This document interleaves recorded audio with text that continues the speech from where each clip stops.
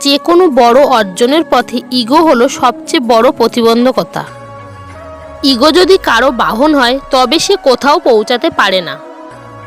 Ego মানুষের নিজেকে নিজে নিয়ন্ত্রণ করার ক্ষমতাকে নিঃশব্দে নষ্ট করে ফেলে। একজন মানুষের ইগো ভাঙার মুহূর্তের চেয়ে ভালো মুহূর্ত আর একটিও নেই। যাদের ইগো বড় তাদের জানার ক্ষমতা ছোট। যেখানে ইগোর জয় হয় সেখানে ভালোবাসার পরাজয় নিশ্চিত।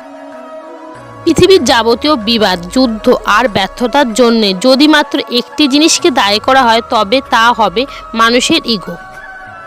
ইগো মানুষের সুবুদ্ধির পথে অন্যতম বাধা।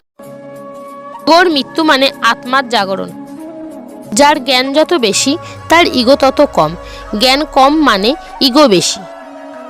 যখন ভুল বোঝাবুঝি বাড়ছে তখন ইগো ছেঁটে ফেলুন। কেউ তোমার ভুল ধরিয়ে দিলে যদি তুমি অপমান বোধ করো তোমার মাঝে ইগোর সমস্যা আছে। সত্যিকার বড় হতে চাইলে ইগোকে বন্দি করে রাখো।